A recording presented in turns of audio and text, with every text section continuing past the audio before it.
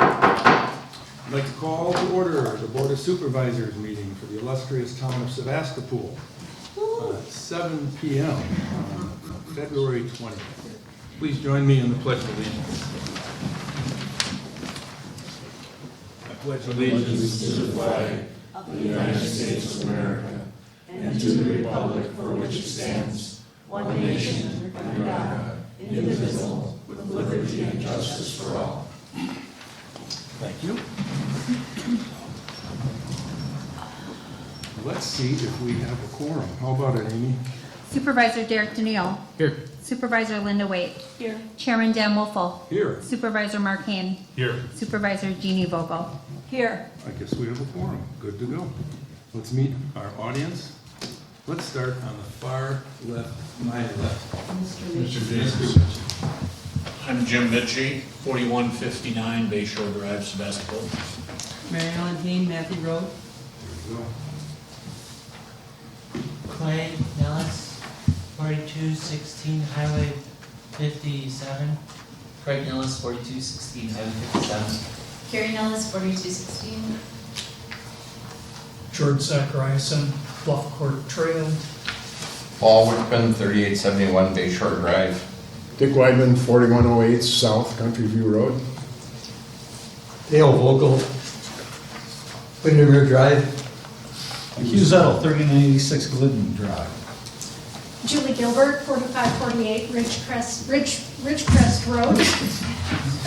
John Jarsh with Destination Door County. Vicki Wilson, 4141 Glidden. Cool. And we have the two gentlemen behind the camera and the mics tonight. Derek Denise, 4990 North Country View Road. Matty Chapman, Sevastopol. Derek Demise is also a celebrity at this point in time in our town. If you haven't heard his podcast on Peninsula Pulse, it's 21, 22 minutes. I mean, you could cut it to 19 and a half, it would be okay. But you did a nice job, so thanks for taking the time to do that, for volunteering. All right, public participation. Anyone wishing to speak on something that's not on our agenda? Hearing none, we shall move on. I assume our agenda was properly noticed? The agenda was properly noticed. All right, then how about a motion to adopt? I'll make a motion to adopt the agenda. All right. I'll second that. All right, motion by the two gals here. All those in favor signify by saying aye. Aye. Opposed? Motion carried. All right, this time we have the mystery guest, Phil Byrne, who's not here. Very mysterious. He's not here. No, actually, I'll go through the minutes first, then we'll go with that. We have the Board of Supervisors meeting from January 16th, and the minutes from the broadband public hearing on January 23rd. You should have all had a chance to review those. If so, a motion to approve would be wonderful. I'll make a motion to approve the Motion minutes. by Derek. Yep, both of them. Both of them. All of them. Sounds good, Derek. Second on all of them. Second on all of them by Mark. All right, all those in favor signify by saying aye. Aye. All right, now we'll go back. Phil, are you here yet? Who's doing this? Julie and John. Julie and John? Yes, Okay. Julie and John. With Yes, Destination Julie and Door John. County. Yes, thank All you. right. So I also would like to introduce Vicki Wilson, who is on our executive committee for Destination Door County Board of Directors. So, thank you. Thanks, John. Bring us any coffee. And Laddie, Yeah. right here. Left and right. So that. Yeah, left and right will go up and down. Okay. Sort of.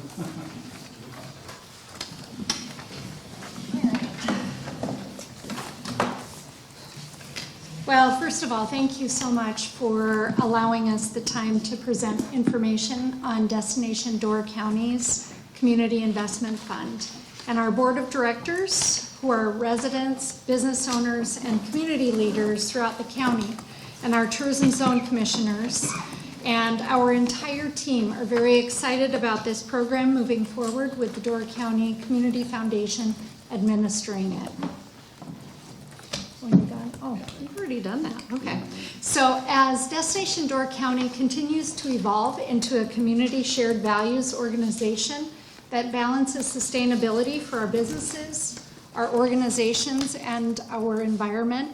The DDC Board of Directors, along with the Tourism Zone Commissioners, recognized that it was essential to better support our municipalities and other organizations because of the increased demand on our infrastructure, on our local tourism infrastructure, So an initial task force was formed together with Tourism Zone Commissioners, Destination Door County Board of Directors, and other community leaders throughout the county. And with the Community Foundation's help and facilitation, the Community Investment Fund was created. It was a process structured by the Wisconsin State Lodging Tax Statute to ensure that the program is entirely compliant.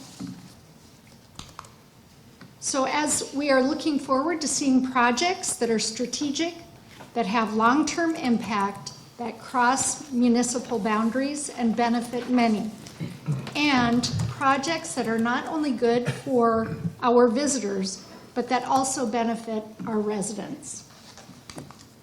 We know that the visitor economy benefits residents with the following. When people visit Door County, they spend money here creating jobs for our families. It generates incremental tax dollars, providing economic opportunities, as well as supporting the amenities that enhance our quality of life. And we do know that the visitor economy does help make life better for Door County residents.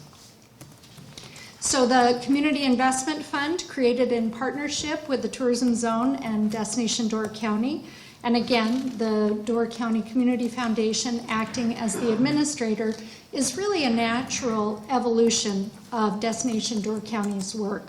And using a portion of the room tax dollars paid by visitors, the Community Investment Fund will offer grants to projects that benefit our visitors while they are here and improve the quality of life for those who live and work in Door County.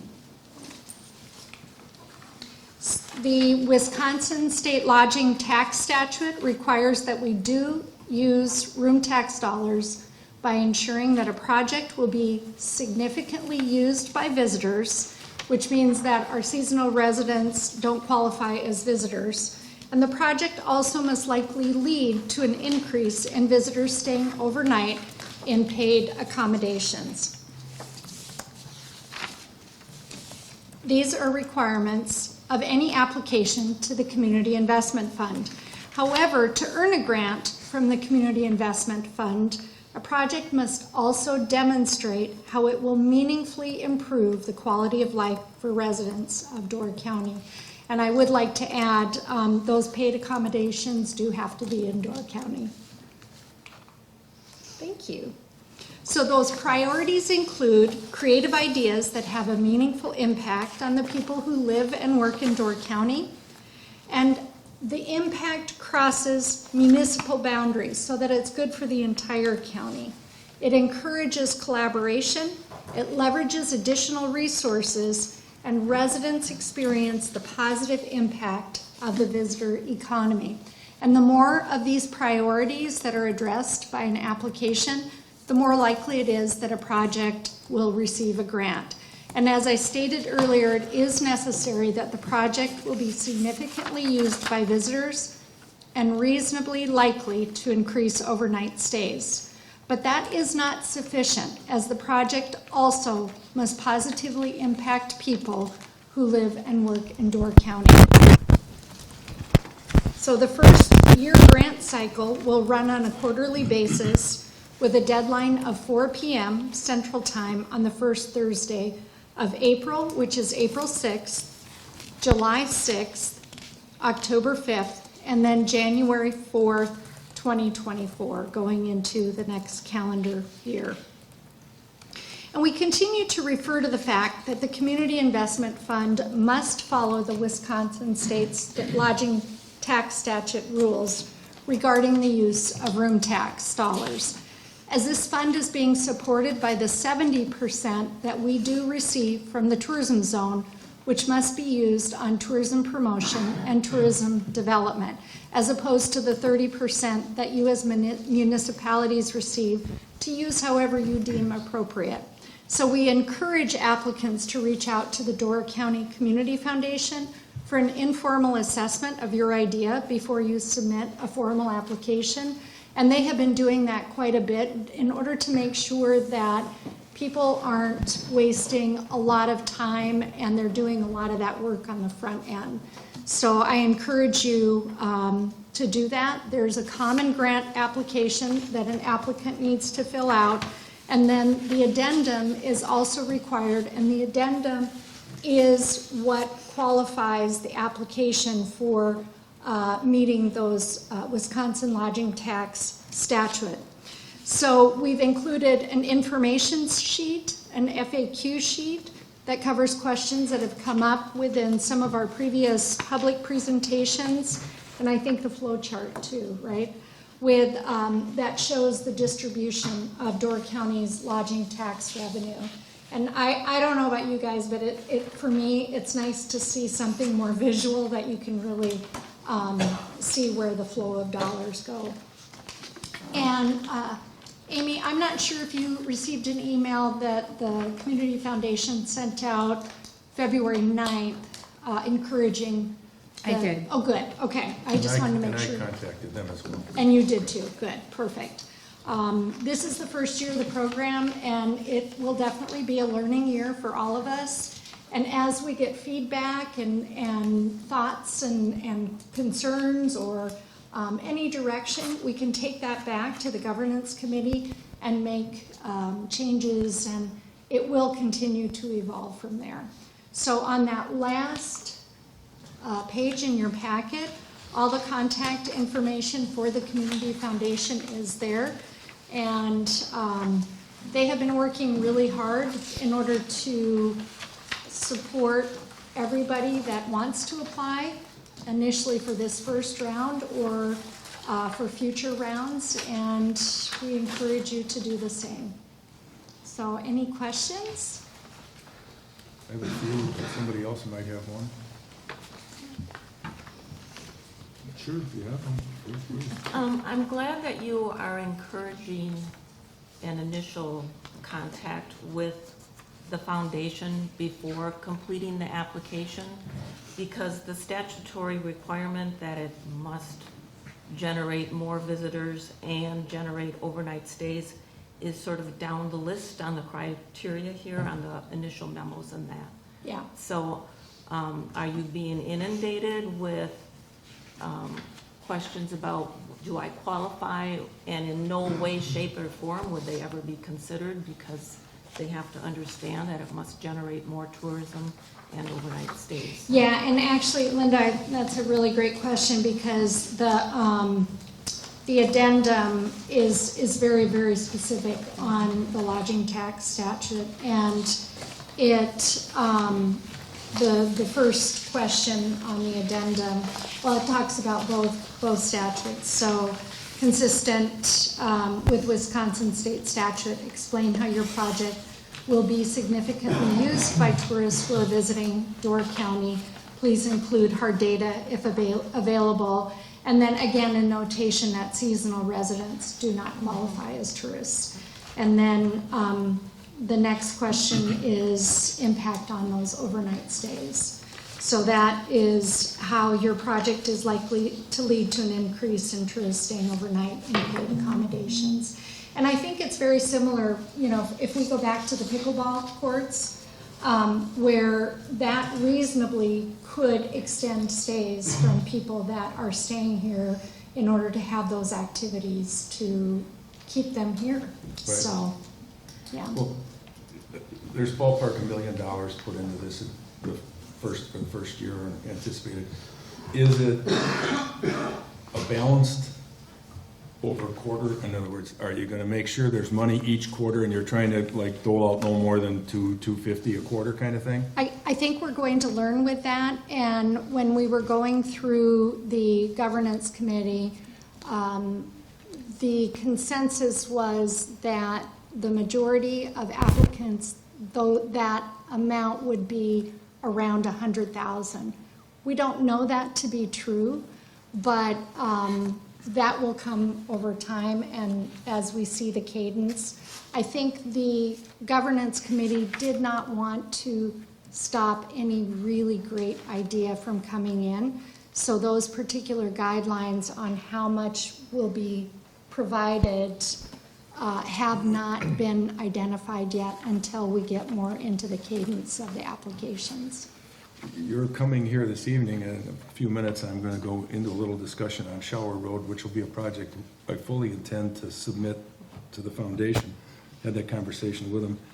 And as I look across the criteria that you've established, this project, it doesn't miss anything. Our issue is going to be the cost of this project, and so I kind of am curious if our projected cost when we did the first study on our own dime was $600,000. Now, we would expect that would get to be less as we have involved the county and they could do some of the work that we were going to have to do outside with the general person. But that kind of project with a $400,000 annual budget for roads, there's just no way. So I'm hopeful that this fund will provide us an avenue to do that in partnership with the county funding, and that maybe it could be the kind of thing where you could do multiple years. We know this is a long-term project too. Yeah. It's going to take us Yeah. probably a year to get our arms around it, and then another year to get it done. So we're hopeful that might be an option as well. But it's a great program. I think we will hit all the bullets necessary because we have 3 towns. We have the DNR, we have 1 million tourists, I mean, you name it. Yeah. So- And that's what the governance committee, that's what everyone is really looking for, is that leverage and that collaboration and working together to get a project like that off the ground and done, because it clearly, you've put a lot of thought into it and it sounds super exciting. That could be an interesting, it'd be a challenge, but it could be a very beneficial fix in the end to a problem, so. Well, and I think too, once projects start coming in, it will provide case studies and we hope other municipalities to see various communities like yourself working together with other entities and really encourage that collaboration throughout the county. Okay, good, thank you. Any other questions from the? No. All right. So I'm going to turn it over Yeah, to John. I'm going to start for a little bit here. I want to talk briefly about our municipal reimbursement program, which impacts you all. Last year, 2022, our board established some. I found this on the web. Sorry, my watch is excited to be here. We started this program to reimburse the municipalities as the funding and how the Tourism Zone Commission was funded changed. And then you started getting an invoice last year, and you just got another one last month for this year for 2023. So our municipal reimbursement program was made to help pay you back for those dollars. Now, because the money that we have to fund the municipal reimbursement program comes out of that same 70% that Julie was just talking about, there are restrictions on it. And so last year, the way that the system was set up is you had up to a certain amount, and as you paid stuff, you submitted receipts, and then we in turn would get you the money for those projects that qualified. Well, over the year, we heard loud and clear from talking to clerks and other municipal elected officials that the program and the process was very tedious. It was the first year we started that we tried it. So we listened to everybody, and we changed it up this year, which I think you'll be happy about. So this year, how it's going to work is, as soon as you pay that invoice that you got from the tourism zone, the administrator lets us know, and then we'll cut you all a check for that same amount. So this year, your amount was, I think, based on the last tourism zone audit, it was 6.54% of the room tax collected, which equated to $24,589 this year. That should have been the amount of that invoice. So again, as soon as you pay that invoice and the zone checks it off on their books, they let us know, and then we'll cut you a check for that right away. So I would assume that you will have that by the end of the month or probably a week or two after that invoice gets paid.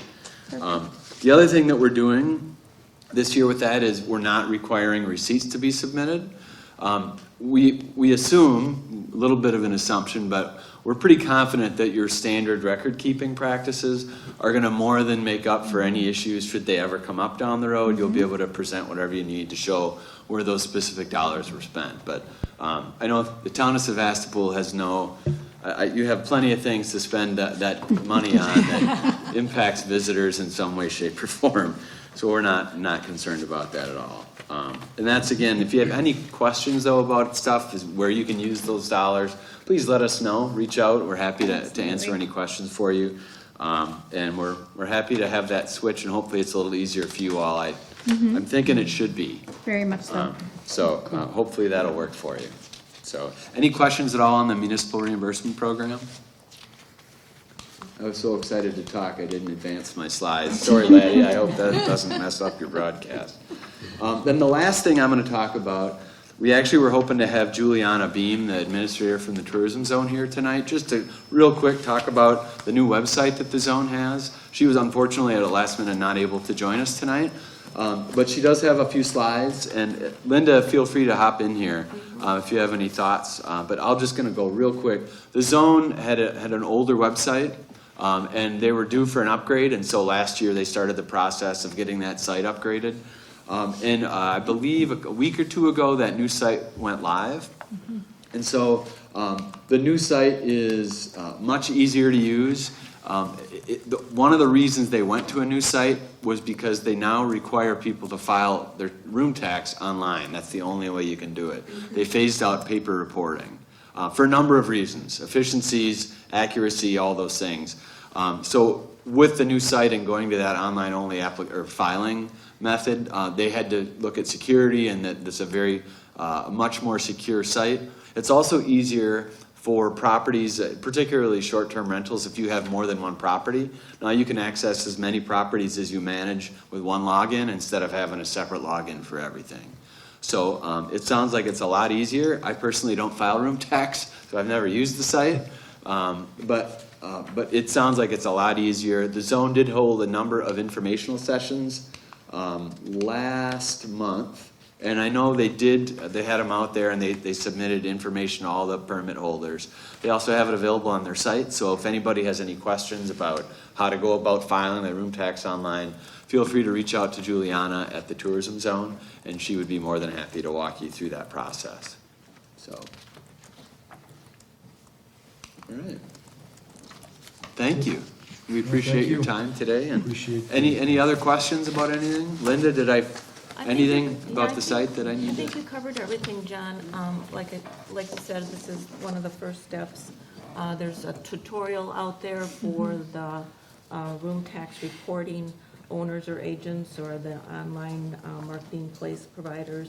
And again, less paper, less storage requirements. Everything will be available online to make it as easy as possible to timely file your monthly room tax report. So, and I think too, if I remember correctly, Juliana or municipalities will be able to access all of their short-term rentals and get reporting and get notifications for a multitude of issues if that needs to occur. So. Right, so that Amy can coordinate her records with Yeah. whatever the zone is reflecting as far as permitted properties and that. Yeah. So, yep, Yeah, it's absolutely. pretty remarkable. So. And thank you for your support and being part of the tourism zone. Yes. We're thrilled to have the town of Sevastopol be part of it, all along with the other 18 municipalities. We're really collectively all in this together as one destination. We certainly have our own unique charms and characteristics about each of our municipalities, but together we make one heck of a pie, I'd have to say. So. I appreciate your coming this evening. We have made good use of the funds. We'll continue to make good use of more funds. So And you know, if you ever have any questions or if you ever would like us to come and present about anything that is you feel you would like to hear about, never hesitate to let us know. So we We'll would do be that. happy. I appreciate it. Thank you very much. Thank you. Thank you. Thank you. Don't forget to vote positive on Shower Park Road. Okay, no problem. Speaking of my favorite road, Shower Road. Just wanted to give you an update because there have been a couple of meetings that have taken place and some discussions with respect to that. And it is moving forward. There's been joint meetings, as I just mentioned. The next step in this process is the need to do a survey from the DNR perspective. We need to hire a surveyor to come out and mark a 120-foot wide corridor from where we anticipate the old road to end to where the new road would connect to the park. The cost for that is approximately, well, it's less than 10 grand. And the proposal from the county is that we cost share that with them. Once the corridor is marked, then the DNR would send out their specialists and they would make a determination if there's any endangered species there, if there's any burial sites or anything else that we may need to, or the county may need to address as to where the road can or cannot be located. The idea with the 120 feet is obviously if you find something on the edge or center, whatever, you can shift the road a little to the left or right. So that seems to make sense. If we can get the paperwork and the surveying done by summer, they would probably try to schedule something in probably late summer because apparently they have to make sure these flowers, whatever, are blooming and hopefully no burial sites are being moved. So we would get to the, if we get to the point where the new roadway is approved, we would cost share that with the county. Hopefully, we would get some grants from the Door County Foundation through this Community Investment Fund. I did talk to Door County Foundation, and we can break this into sections if it seems to fit construction, planning, whatever. So we do have that option. It doesn't have to be one application, which I think helps us perhaps in the multi-year, depending on what's up. The plan here, at least from the county's perspective, I don't disagree with it, is that once the road is completed, the county would assume ownership of the road. We would deed back the old portion of the road that we would be eliminating and giving that back to the DNR, which would kind of be the trade-off for the land for the new section of the road. The catch here is that there will be costs associated that we'll have to share, and we're going to have to bring the old section of Shower Road up to normal county standards, and they believe they can work through that with the DNR. And the last part of that is, for those of you that are familiar, where WD meets Shower Road and Whitefish Bay Dunes Park entrance, that's kind of like a free-for-all down there. So their intention is to redo that intersection so that it makes sense and you're not coming out in a blind corner or people coming at you from 3 different directions. So that's kind of the recap. Linda, you were at the meeting too. Did I miss anything? Well, that it would, did you mention that it would be one access in and out, and then there would be just a turnaround area at the Jacksonport line, so that you would not be continuing, I don't know if you all can have an idea of the area, but you would not continue from Shower Road into Jacksonport then. It would be blocked off there. That would be the termination of Shower Road there. There'd be enough space for a turnaround or whatever. And then obviously the cleanup at the intersection there, because it is kind of all askew, and maybe straightening that out a bit. And the north section of Shower Road from the county park, from Cave Point Park up to the line of Jacksonport is a narrow road. It's even narrower than the road coming in, and enters into a residential section of Jacksonport, which is again narrow. And EMS and everyone else, firefighters, whatever, they do not even bother to come in from that side because that road is so narrow, and if there's a car parked there, totally restricted. So they always come in through off WD. And if there was an emergency blocking the new Shower Road, they could use what will eventually become a trail coming around the southern part of it. There's that, I think Laddie has it up there, that little loop coming down to the south. That would become State Park Trail, and up on top of the loop on the right-hand side would go straight to the parking lot, the existing parking lot in Cave Point. So, and if it were to become a county road, then the county could do the enforcing as to speed and parking violations and things like that. And actually, the straight line, although we can't draw it from here, but imaginary line straight into the parking lot at Cape Point is a shorter distance than the large dip that you're seeing right there on the screen right now. So the cost, even if we were able to do it, the cost to repave and rebuild all of that old section would probably exceed the cost to do the new. So it could be a positive that hopefully could get accomplished in '24. So, yes, you. Also for clarification, that portion north of the county park that goes up to the town line, would that also be deeded back to the DNR for them to use as green space or bike trails, et cetera? You know, I don't think I haven't had a conversation with it. As far as I'm concerned, we could give it to the county. I certainly don't want 3 blocks of pavement to try and plow. But that's a good point. We can certainly see what their thoughts are. That was redone relatively recently too. I don't know 10 how years long. ago? That was it, 10 years already? I think it was 20, Jeez. very recent. Yeah, recent. 2013. I was only 27 when we did it that time. Yeah, believe it or not, when you look back at this stuff, I mean, the road that I live on, 25 years went past it. I mean, I never would have guessed that it was, at any rate. Yes? What would happen to the surface of that road that would be abandoned? I mean, That'll be up to the DNR. It'll be deeded to them, and if they want to leave it, they're talking about leaving it as a walking trail, but if they want to peel it off, they can peel it off. It's whatever they'd like to do. all right, got it. You could put in a request for a skid steer, Dick, to, pick it up and move it.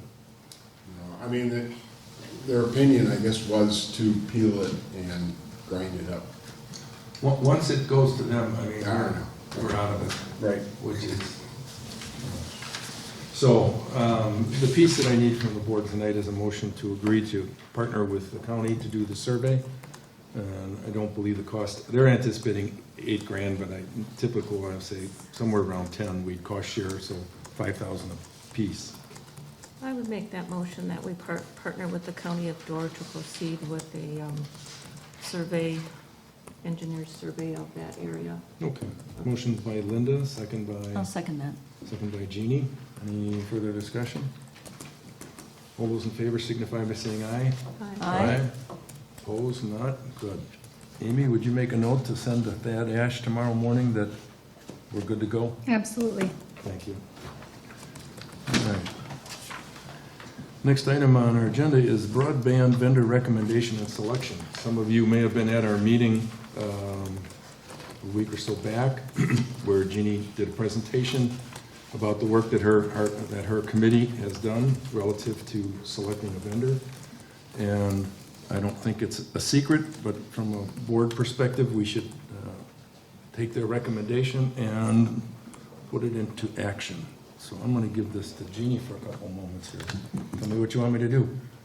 Well, the committee would like to recommend that we partner with Bug Tussle, which is part of Hilbert Communications. That's shocking. I know, All right, because we didn't say that in the public hearing, so. not more than Shocking. twice. All right. Basically, and let me jump ahead just here a little bit. In a few minutes, we'll talk about the resolution. And I know this is confusing because it confused me when I got it last week, Friday. The resolution is a resolution to partner with Bug Tussle or Hilbert Communications to go after grant money that is available yet this week for a grant that closes on the 22nd. At So 1 I'll- PM. Pardon me? At 1 PM. At 1 PM. So I'll talk further to that in a couple minutes. But the gist of it is yes, we're going to partner with Bug Tussle. There's a lot more to come down the road.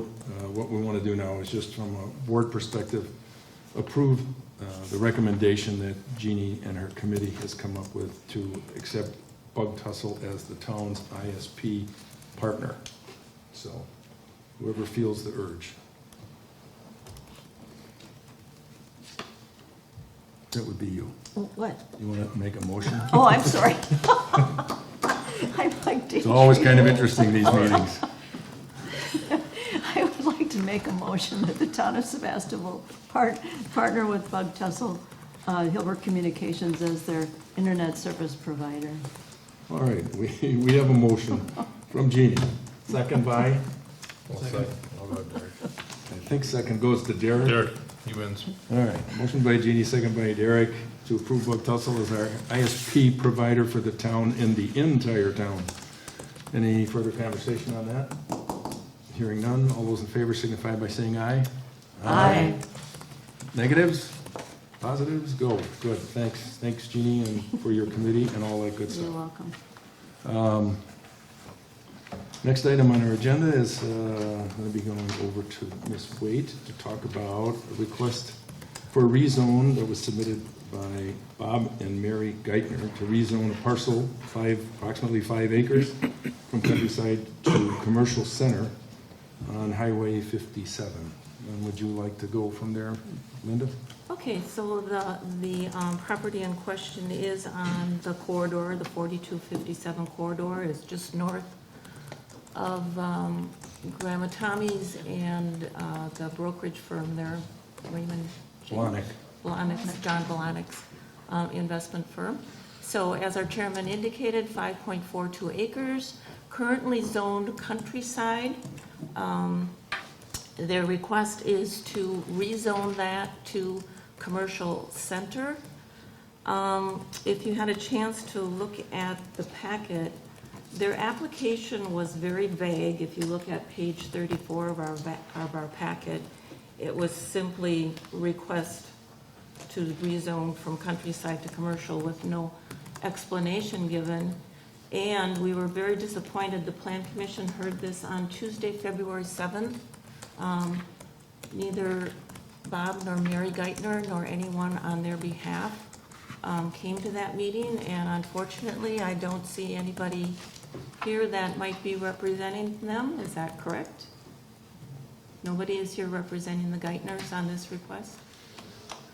Okay, so we didn't have, the Plan Commission did not have the opportunity to ask any questions. You know, what is your intent if this property is rezoned to commercial center? What is your intent? If you look at the staff report from the county, I would say the main concern is back in 1987 or 85 or thereabouts, there was a request to build a duplex, which would be allowed, which was allowed in countryside. However, it ended up being a fourplex, which would not be allowed in countryside. So the county now that the county is aware of this, they've decided that too many years have gone by and they're not going to pursue it. So thus, the owners are requesting that the parcel be zoned commercial center to make that non-conforming use now conforming. So, like I said, the Plan Commission discussed it. We could not ask any questions. It was the Plan Commission's recommendation to deny the request. And the reasons and the concerns that we had were, number one, too vague. We don't know what the intentions were. Also, the concern of granting a rezone for commercial center, not knowing what would happen there. It's also on our busiest corridor, 4257, obviously, between Culvers and the Mill is our busiest traffic area. So we always take safety and traffic into consideration. We didn't have anything from the Wisconsin DOT as to whether that existing driveway, which goes into it's almost right in front of the duplex, the existing driveway, if the owners would be able to continue to use that same driveway, or if the DOT would require a different location, or perhaps shared driveway. We also felt that the rezone would only benefit one entity or one person, so it might be considered spot zoning.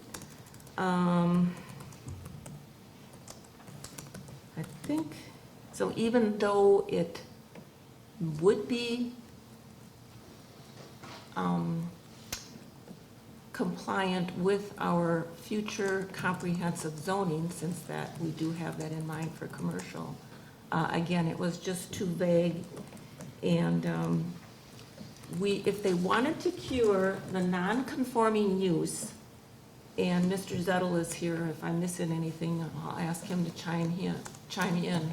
But the Plan Commission suggested that if the owners wanted to request, to amend or make a new request for just approximately 240 feet frontage, which would encompass the duplex area, and say 200 feet in depth to just make that commercial center, so that the fourplex would be conforming, that might be the route to go. But asking for the total rezone of 5.5 acres was just, our recommendation would be to deny it at this point. Even the staff report from the highway mentioned some of those points that I just stated about the traffic and congestion in that area, and again, vagueness of the request. I certainly have no issue with denying. Anyone else have a comment that they'd like to make relative to this before we take a? Basically, we're not denying it because of what they want to do with it, because we don't know what they want to do with it, right? It's just because they didn't do enough of their homework. Correct. Correct? I mean, Or show up at the meeting. Yeah. So even though we would intend that to be commercial, you want whatever the development is going to be to fit with the area, to be pleasing, to complement the other businesses in that area. Again, it's just too vague. Yeah. Let me, I was going to talk about this after we voted, but it's appropriate to throw it into the conversation. As you know, we've been having ongoing discussions with the DOT relative to Zabel's, Lobenstein's, and Drossert's. And Steve Lobenstein is very close, or actually I think has a document from the DOT defining his access for his future use on that parcel once it's rezoned. And it requires that he share a driveway with Adam Drossert, or quote Pioneer Corner. As they have found out, there might even be stricter requirements down the road, because Adam paid for a traffic study, and the results of the traffic study reflected a lot more traffic, I think, than they were anticipating. So the two of them are meeting with David Nielsen to talk about this and get everything finalized. Of Worcester. Wisconsin, yes, I'm sorry, with Wisconsin DOT, to get everything finally finalized so that they can start to move ahead on their plans. But as Linda indicated, the Geithner property overlays that right on top of Drossert and Lobenstein. And we would not approve or support this change, even if he was in front of us, until he had DOT buy-in. And at this point in time, just talking to David, they're not there. They aren't even, it isn't even been broached with them. So I think they have an awful lot of work to do prior to coming back and asking for that further clarification before we would consider rezoning. So just as a footnote. Right, and the minimum acreage for countryside zoning is 10 acres. So again, that's another non-conforming because it's only 5.42 acres. If it were rezoned to commercial center, you have a minimum lot size of 20,000 square feet, which is roughly less than half an acre. So if that parcel were commercial center, it could be subdivided into a number of parcels. And again, you'd have concern with the traffic and safety issue if it were subdivided. So you want to make a motion to? Sure. I would make a motion that the town board forward a recommendation to deny this petition to rezone from countryside to commercial center based on the items that we just discussed. All right. We have a motion by Linda, second by? Second by Mark, to forward to the RPC a recommendation to deny approval, or this is actually Board of Adjustment. In any case, all those in favor signify by saying aye. Aye. Opposed? Motion carried. Thank you, Linda. All right. Good night, thanks Good again. Night. Thank you. Next item is authorization for payment for bills, vouchers, and claims for the month of March, as we typically do not have a board meeting unless there's a requirement for one. So a motion would be in order for that. I'll make a motion to authorize payment of March 2023 vouchers, bills, and claims in lieu of board meeting. All right, motion by Mark, second by Jeannie. To approve the authorization to pay our bills in March. All those in favor signify by saying aye. Aye. Opposed is, our clerk did not oppose that. Oh, I'm sorry, that would be the treasurer side. I'll just pay it. Yeah, all right. Okay. Next item. We've had enough meetings in here that I think we've reached the conclusion that we need to do something with our AV system in this room. And we had budgeted some monies to do that. And it looks like there might actually be a few extra dollars as part of the Destination Door County funding, what we paid and what our loan payments are. There's another couple, $3,000 floating in there that we may be able to use.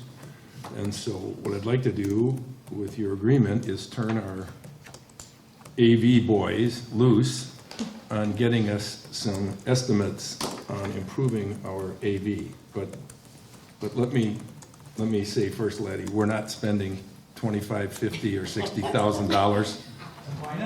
Okay, well, because we can get a DJ guy sitting next to us for a lot less. No, so what we need to do is come up with a good AV system so people can hear us, lavalier mics, all the things that we know that people in this room can hear, and enough places for them to communicate to us. Our budget is, we'll start off, we'll say it's $13,000 to $15,000, but whatever we decide to do, or whatever somebody brings us, I'd like a couple different bidders, if you will, or ideas, and I'd like someone to come and tell us what it is they're gonna do for us. I know Camera Corner is one of the places that have done stuff before, and I reread this. I mean, I'm not sure that I could tell you what one of the 50 things that they have in here would do for us.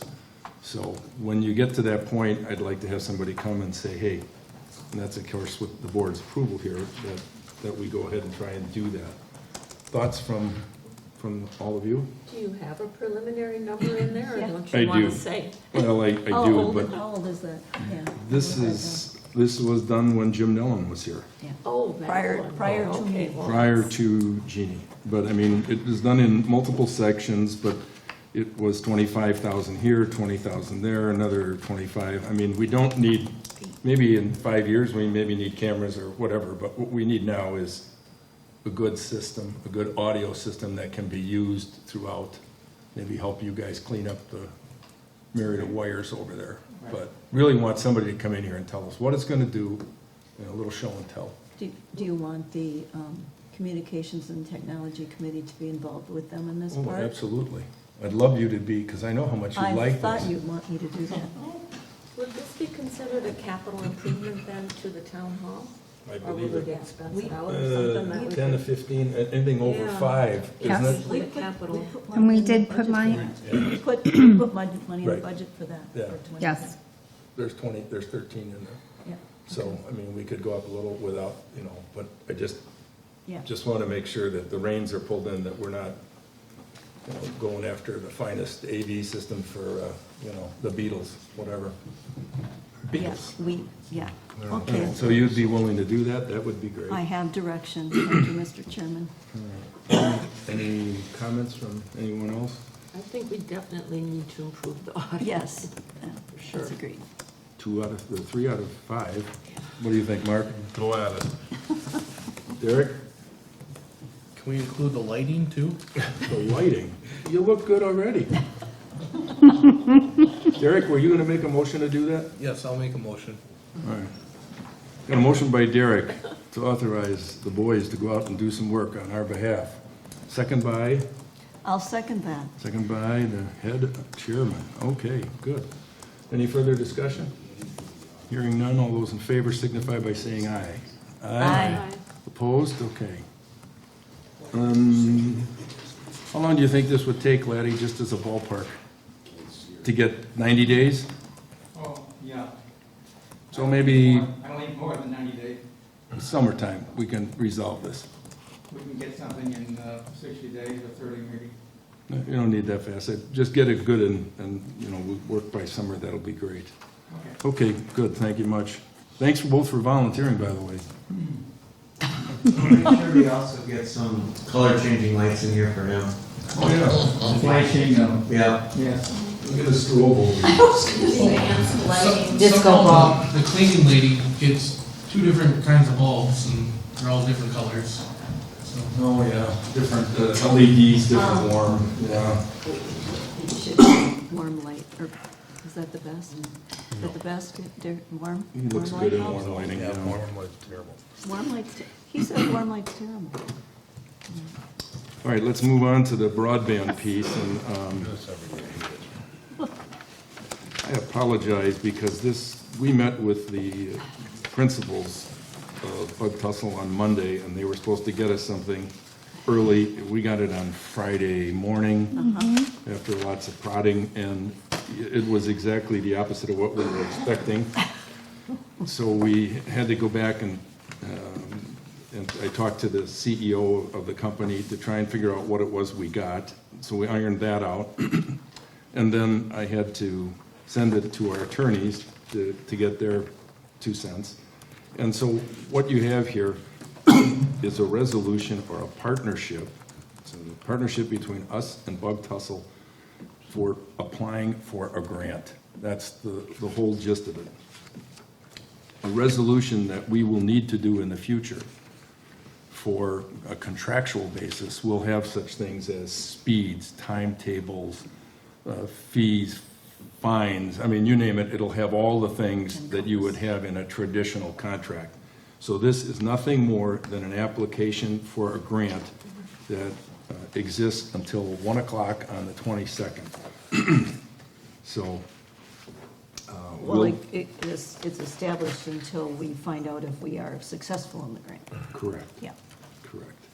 Now, the reason that we didn't get quite what we wanted initially during this meeting is the principals from the company, myself, Jeannie, and Hugh Zettel were in this meeting. And as it turned out, our decision after our public hearing to basically move ahead with Bug Tussle and to basically eliminate potential tax levies apparently sparked some interest in other communities, which is exactly what happened. I think 5 other towns raised their hand and said, gee, we're kind of interested now because we don't have to spend millions of dollars out of pocket. And the result of that was that these 5 communities went out and had a request for information to Bug Tussle.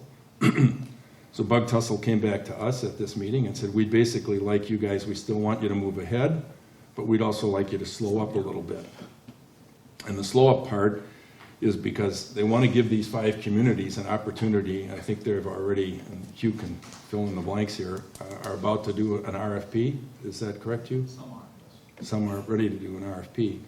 So and these people do an RFP and they find the results to be similar to ours, in other words, they want to move ahead, it gives Bug Tussle a couple of options. One, it gives them a broader base to bond over. It allows them to build a ring system, which instead of a dead end on the internet going to nowhere, you could have a ring, and the ring system allows you to backfeed. So if you had an outage on one place, the system can backfeed to the other. So it's a better system for us. They believe that if we can get other communities involved, that the cost to borrow will be reduced, which is really key because we're the guarantees here, even though they're going to pay us back. So I think there's good news there. It could increase our bonding term from 20 to 30 years, lowering the annual cost. And they perceive this to increase our opportunities for grants, because now we're doing something as a whole, even though we're still a standalone entity, and we will be on this particular grant that we're talking about. And lastly, there are synergies involved in working with other ISPs that already have conduit laid in the county to perhaps do some trade-offs of fiber that lays in that conduit and/or bury conduit with Sturgeon Bay Utilities or WPS, who are doing different projects, as you've seen around the town. there's somebody digging in the ditch everywhere this winter. So it makes sense for us to slow up. Timetable hasn't been defined, but I would say probably 90 days. We'll, be a little bit slower off the mark. But the contract will say, and we already have this in verbal form, even if these other 5 communities decide to join in, we will be the first people that they will open up service to. So we're not going to pay a price beyond waiting, and financially it makes sense to do that and perhaps end up with a little better system. So, and as it turns out, we don't have the final contract paperwork anyhow, so we'll try and tackle that no later than May. And we'll have some deadlines and some contractual things in there so we can put a stake in the ground and move forward. If these other towns don't act in that time frame, we will move ahead on our own with them as originally planned. So that's why some of the changes, the resolution, which is resolution number 23-01, talks about this partnership, that we are here to chase a grant. It's pretty much self-explanatory in the first section. Exhibit A really has the details, and it says that, we're going to partner with a countywide network that meets the needs of the town, its residents and businesses. And it's a partnership that's going to address a portion of the underserved and unserved. The project is $3 million in size, estimated. It will not cover all of the underserved or unserved, but it will attack a portion. So there's $14 million available in this grant cycle that ends on Wednesday. Hilbert is going to go in and ask for $3 million. Their project is $3 million. They're going to ask for $1.5 million. And we are committing that we may add up to $25,000 depending on our negotiations with Hilbert or Bug Tussle. It's not defined, but it is up to. The way these grants work, the PSC reviews the grant application and there's points assessed for every portion of the grant application. And Bug Tussle understands that. They've been very successful, as we discussed earlier, in getting grant awards. And so by putting some skin in the game, i.e. some dollars, that gives them another 4 or 5 points towards successful grant application. So we have it in there that the town shall contribute up to $25,000 or an amount to be determined by the parties towards the cost of this construction of this project. And in addition, we of course are going to be guaranteeing the bonding. So they will use this resolution to submit a grant application on tomorrow or Wednesday morning to apply for this funding. If we're lucky, great, we'll get some additional money. If we're not, we'll apply for the next one. In the meantime, we'll work on the contractual T's and C's for a future resolution. So, any questions relative to that? No. There is a question out on the floor. Who had his hand up? Question on definition of underserved. Who is going to define who's underserved?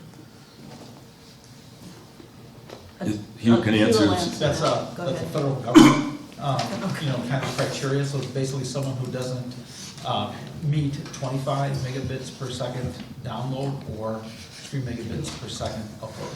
Is considered underserved, and it also excludes anyone who has fixed wireless or satellite. Oh, okay. And a lot of it, Dick, is a result of what you and our other citizens have input into those surveys that feed that map. That's why the surveys are so important. Anyone else have a question relative to that? The resolution cites with State of Wisconsin Public Service Commission, and the addendum Exhibit A recites the State of Wisconsin Broadband Expansion Grant Program. Those are one and the same? This particular grant cycle is called, the Wisconsin Public Service Commission is administrating it, but this $14 million is called the State of Wisconsin Broadband Expansion Grant Program. Okay. Anything else? All right. Then a motion to approve resolution 23-01. Do you want me to include saying Exhibit A as part of that, or just the? Oh, no, is it's- that- I'm Is sorry. that considered part of it? Yeah, well, it Or should do be. we- It's or do we- stipulated in the resolution that Exhibit A is part of it. Yes, so it's considered part, so Right. I can just say a motion to approve. Yes. I'd like to make a motion to approve resolution number 2023-01, resolution authorization, creation of public-private partnership with Hilbert Communications LLC. Okay, we have a motion by Jeannie, a second by? Second by Derek. Any further discussion?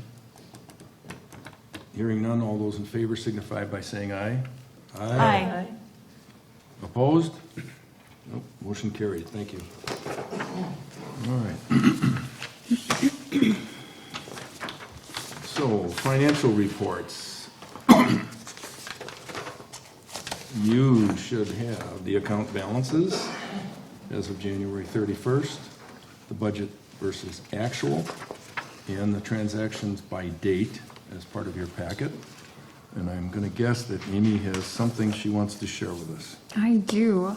The town ended the 2022 room tax revenues with $209,228. The budgeted amount for 2022 was $115,000.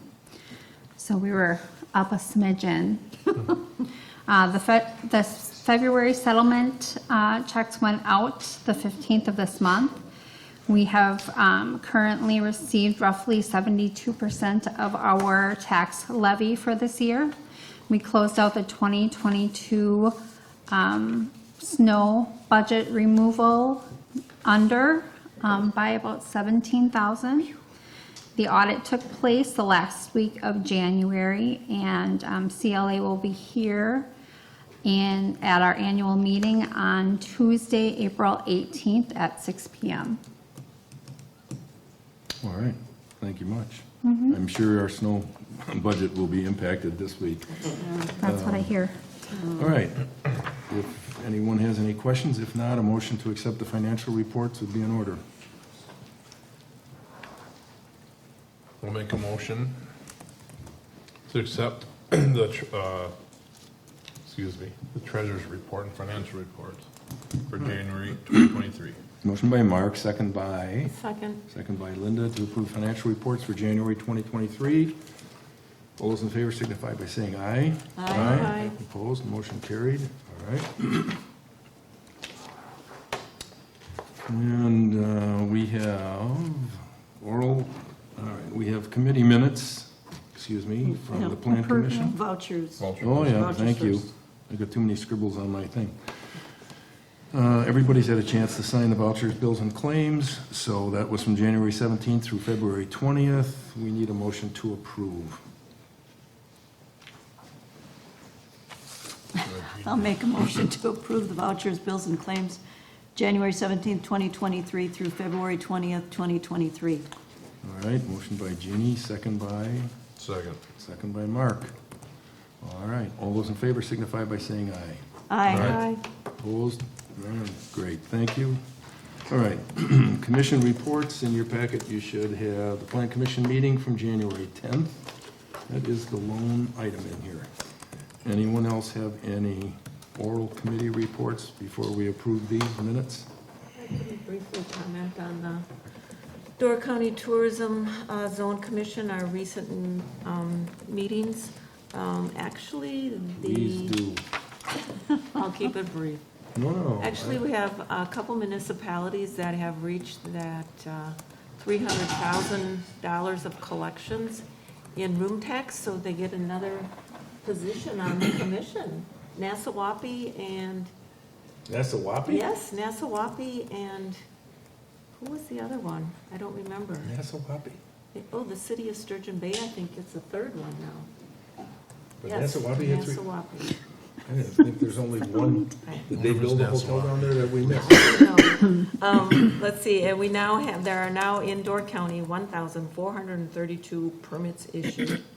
And that's everyone, hotels, motels, cabins, private homes, et cetera, et cetera. Destination Door County, I should have mentioned this when John and Julie were here. They have reached their maximum threshold per their budget.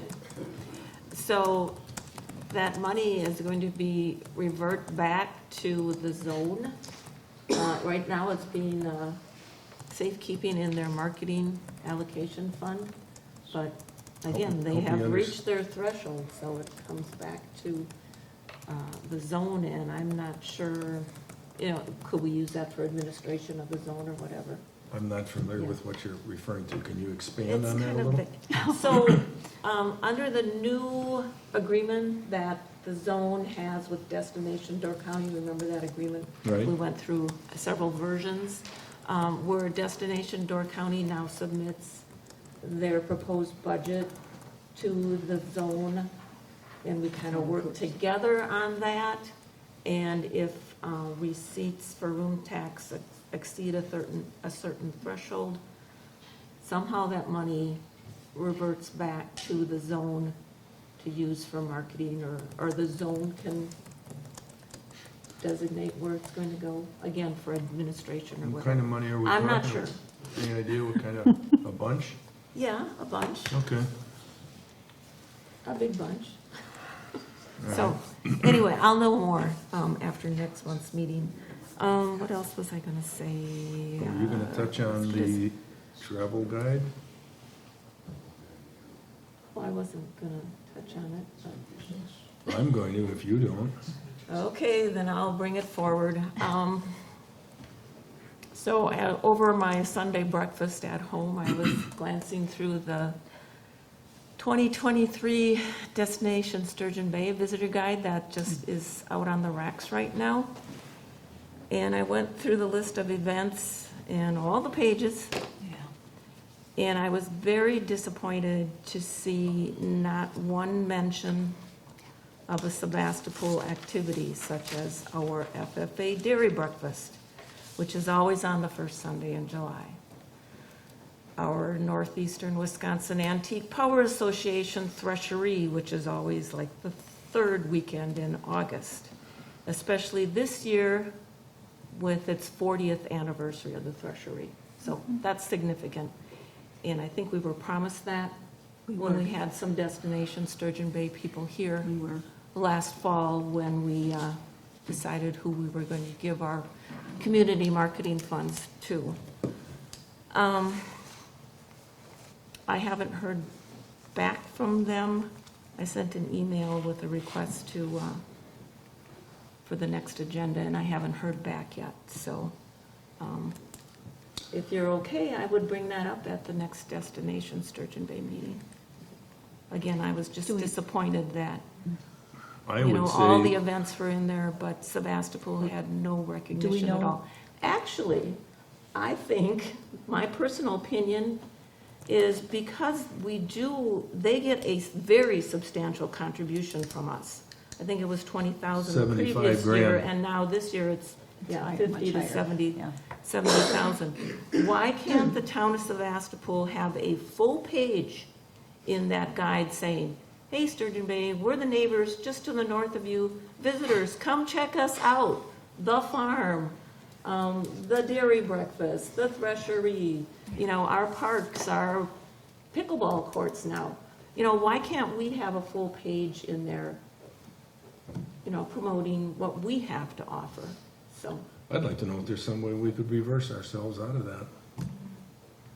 I mean, they came here and we got, I'm sure they're gonna swear on a stack of Bibles that it was an oversight. But it was a $75,000 oversight that we made by giving them the funds, and we got a great amount of lip service. We got no delivery.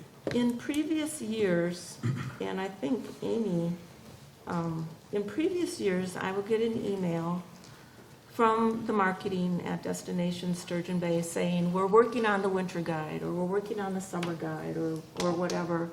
And what would you like to be included? So I think Amy would say, obviously, the FFA breakfast, the threshery. We used to have the turkey trot. We don't have a whole lot happening in Sevastopol, but those are really, really big events for the county. And I did not see any email requesting dates to be included, and I would usually get a draft of the guide that we would look at. I haven't gotten And one for quite some time. And like I said, I haven't received an agenda in a couple months either. Do we so. know when the next meeting is? Their next Well, I meeting's hope gonna to be find here. out soon. Yeah, I hope, it's usually the third Thursday. Because there I'm hasn't sorry, been the one. fourth Thursday of the month at 8 o'clock. And I usually try to go down to City Hall because I teach a class at 9. So and they were kind enough to move me up on the agenda so that we could get Sevastopol out of the way. And I just kind of comment on, this is what's happening in Sevastopol. So I'm waiting to hear back on the next meeting. My take, I'd love to take the money back and figure out some way. I'm sure it's impossible, but I think you invite her to our next board meeting and ask her to stand and deliver in terms of what's up, why not, and what is her commitment forward. 'Cause this is an obscene amount of money that they have gotten. I know there's some overlap because people stay in our community and all that stuff, but they only had one thing to do, and I talked to them after our initial board meeting. I called and we discussed it, and she said, well, we have a dedicated marketing person now. She'll be in touch to get all this stuff, and so obviously they dropped the ball in Major League. And, there should be a regular accounting from them in light of the substantial amount of money. And maybe we need to provide them with, this is our list of expectations for Sevastopol. How can we be assured that we're going to get these events added? And like I said, I was just disappointed that we want to see Sevastopol getting their fair share. I believe in the minutes there was going to be quarterly updates. I believe that in the minutes they stated That's that right. there was What was going to the, be a It was representative. October, correct? I think It was, the yes. October. Yes, it was the in fall. It was the September meeting. They wanted it by September something, and we pushed it off to October, and we made the decision in October. So they missed their quarterly already. So, Please invite them if you need to, or I will invite them to stand and let us know. And if you remember correctly, they said Cave Point about 30 times. And that was about the only thing they talked about in the town of Sevastopol, and that's not fully in the town of Sevastopol. At any rate, we will have the pleasure of talking with them in our April or May meeting, whichever one. All right, thank you. Thank you, Linda. All right, what do? We just need a motion to accept the minutes from the Plan Commission meeting, put them on file. Motion by, I'll make a motion to accept the plan commission meetings. motion by Mark, second by, I'll second. second by Jeannie. All those in favor signify by saying aye. Aye. Okay, I'm gonna get a series of lights here, and I'll just press a button, and if the red light goes on, you can come up with a motion. Okay, great. All right. We have Mr. Zettel, District 14 Supervisor for the County Board, is gonna share with us his thoughts.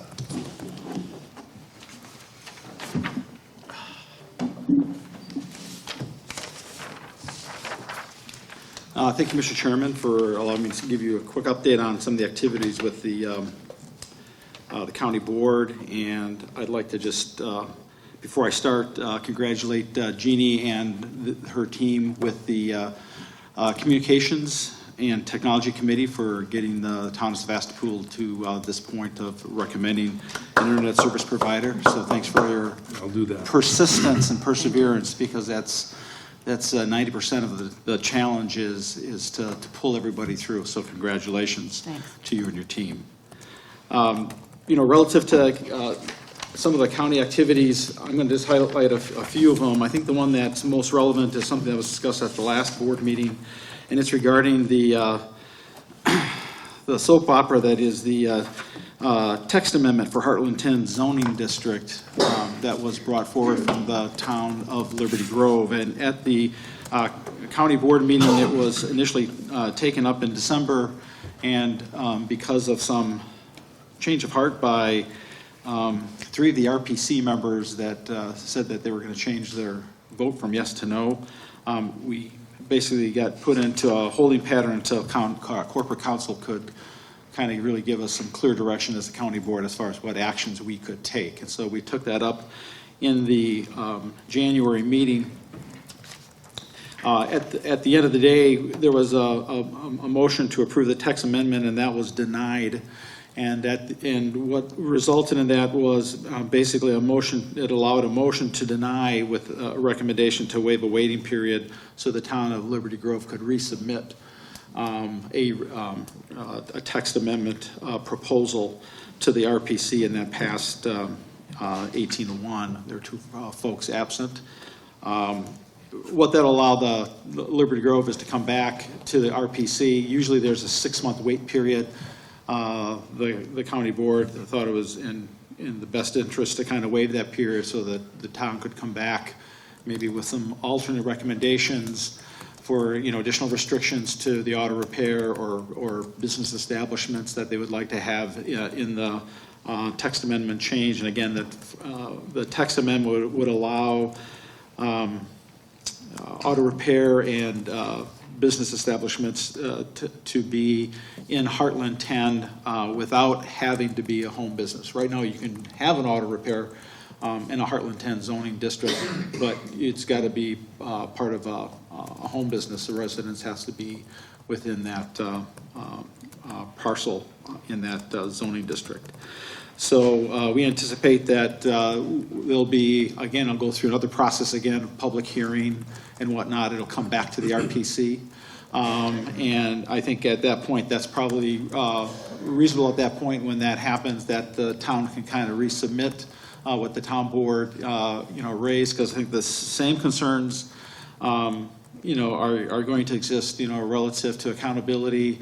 When you do conditional use permits, do they meet the vegetative screening? Do they meet all the things you want to do so that you're not impacting the quality of life of other residents adjoining those petitioners that want to do conditional use permits? So stay tuned. We'll probably hear some more action on that based on what comes out of the town of Liberty Grove Plan Commission and their town board for their next steps. Any questions on that one? The one I had, you answered. Okay. I forgot to mention too that the Plan Commission, we talked about that at our meeting on February 7th, and it was the consensus that should Liberty Grove petition again, we would stand by our previous recommendation to deny. There were some various resolutions passed. I won't cover those. I think the only thing I wanted to cover is there was a resolution to approve to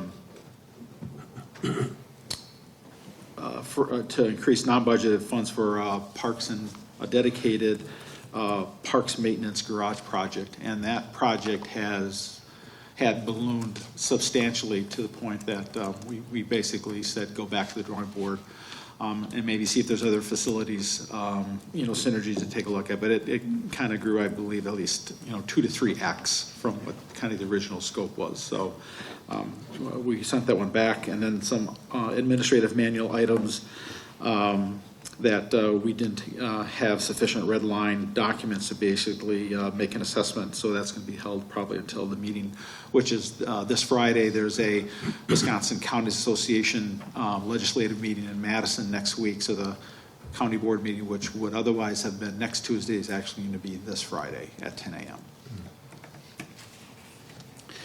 Relative to some of the District 14 assigned committees that I'm working on, we had a very good presentation by Amy Conley from the United Way, kind of discussing how the United Way, working in partnership with the county and the municipalities, will help folks in managing the transition to broadband, things like streaming technologies, that sort of thing. Because there's a lot of folks that we're going to try to get coverage with this new technology that really don't know how to use it. And so it's part of the challenge to make sure that we provide the right educational opportunities, right? We're the second, I believe the second or third oldest population per capita in the state. So we have a lot of folks that aren't used to this kind of technology.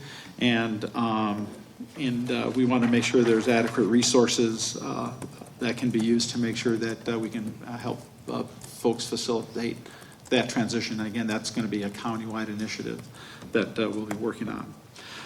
In addition, relative to broadband activities, the Door County FiberNet survey has now been updated for January. There's been a 31% increase since the December data poll that we've received from the state. So we got, close to 3,800 responses, covering 28% of households, or 15% of the E91 addresses within the counties. That's a huge increase. And so I thank everyone in the town of Sevastopol that has, provided a survey response. This is going to help us immensely as we work with the new partner, Buck Tussle, in trying to assess, the ability to penetrate broadband in the county. It's going to be very important as we look at how we do things contractually, relative to making sure they get enough revenue to be successful. So this survey provides an incredible amount of information. If we look at the county overall, roughly 80% would be considered unserved or underserved based on the survey response that we received. And again, the value of this survey is, since the underpinnings is done by the Wisconsin Public Service Commission, when we go for grants, and when we talk about unserved or underserved, it's their data that we're basically reflecting back to them. So it's got, a ton of credibility. So it's not like, where'd you get this data? I don't trust this survey. And, it's very simple. It's like, hey, dude, it's your survey. It's your database. And so it gives us a ton of credibility when we want to discuss, what's going on in our community from a broadband access perspective. Relative to the town of Sevastopol, there are 489 responses. So that's probably 10 to 15%, I take that back, almost 20% more, I believe, than what we had in the town survey. So it's surpassed the great efforts that were done earlier in 2022.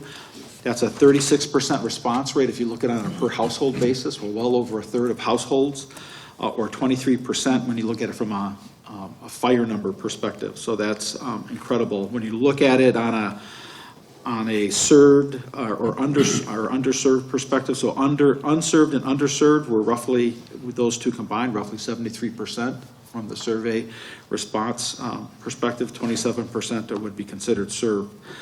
So again, that information is going to be incredibly helpful, again, as we partner with Buck Tussle to go try to secure grants.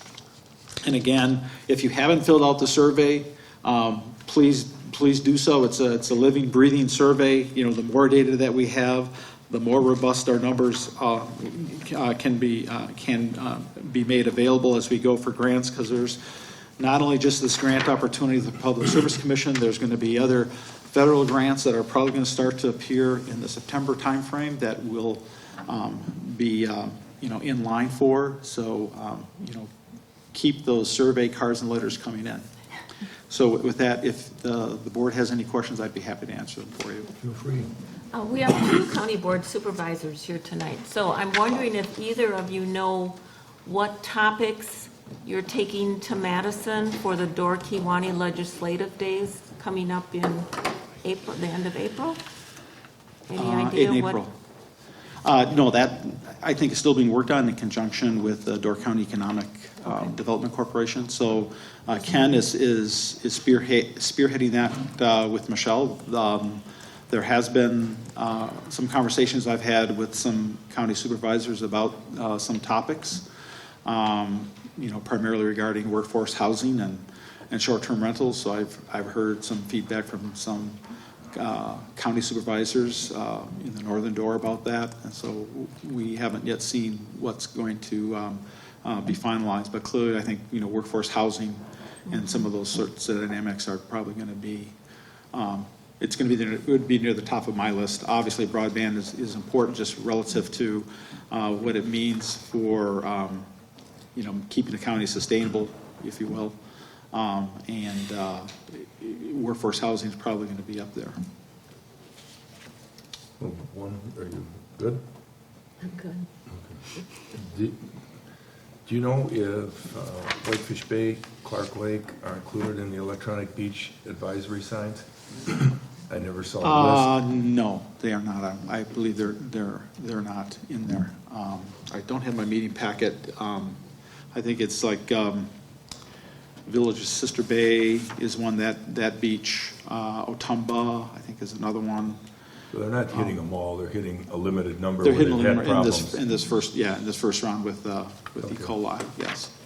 All right, great. But I think it's, again, from the standpoint of, when you think about broadband access, right? I mean, those are other things that you look for additional funding, relative to if you're, bringing fiber out to beach areas, say, for example, like Clark Lake. The fact that you have broadband access allows them to do wireless, whether it's cameras or whether it's communications with sensors that are providing water quality information. Right now they're kind of doing that remotely with some of their communications equipment. I mean, those are all things that, would allow us to improve public safety from that perspective. So I think, the fact that we're thinking about those locations that the committee looked at for, providing access points, we could clearly look at that as future capabilities to help, make sure that we're, monitoring water quality and safety for our residents. Okay, great. Anything else? If not, thank you, Hugh. Appreciate your coming every month to do that.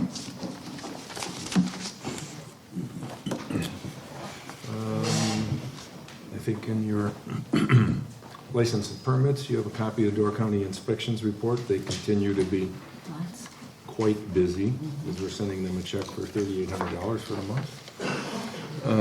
Correspondence, you have copies of the fire department's report for both January and February. Sorry, I got December and January, got them wrong. All right.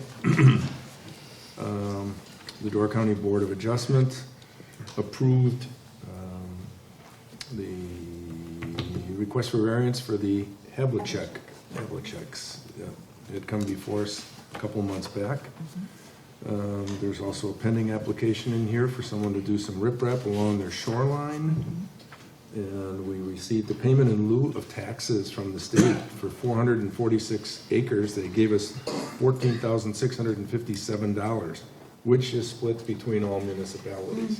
So what are you getting, about $8? A couple more than that. Yeah, not much. Okay, thank you, State of Wisconsin. And we have an after-the-fact permit for Mark Ostermeyer on Clark Lake for riprap, and another pending. And then I have no idea what this payment is for, Amy. It is for $875, municipal services program for something. It's municipal services, so it's anything that we would offer the community. Some people would get larger sums of money if they offered garbage pickup or, just things that you would offer the community. So ours are primarily, I believe, roads and a few other small things. I mean, it's 800. Services to the parks. Yeah, and things like that. $800. I mean, it's not. I couldn't remember that from anything. I looked at it and I thought, what is this? I didn't worry too much over $800, but that was the payment in lieu of taxes, which we received and split out. Then you have a copy of the December year-to-date for all the short-term rental properties. And there's an attaboy, or I should say an attagirl, for Yes. Amy, that came from a resident regarding their election workers and on how we handle our elections. Came from Joy, is it Carden? Joy Carden? I don't know. League of Women Voters. Oh, that's right, League of Wisconsin. Women Voters from Wisconsin, so they sent that note in, appreciate the job. So we have a few things tomorrow, February 21st, 7 a.m. to 8 p.m. You can come in and vote for your candidate of choice. Tomorrow evening, we have a Park and Recreation meeting at 6 PM, which I know Mark is looking very forward to. We're gonna do it in here. No, we're And not. we're going to have another spring election, April 4th. Polls open 7 to 8 again, just as a reminder. Our next board meeting will be April 17th. What's the date of the annual, Amy? The 18th. The 18th. Okay, so our annual town board meeting, our annual meeting is the 18th at 6 6 o'clock. PM. Mm-hmm. Okay. I think that's everything. And this is usually where I don't have trouble getting a motion. I'd like to make a motion to adjourn. I'm not taking it, somebody else. Motion by Derek, Second. second by Mark. All those in favor that we adjourn signify by saying aye. Aye. We are done. Thank you.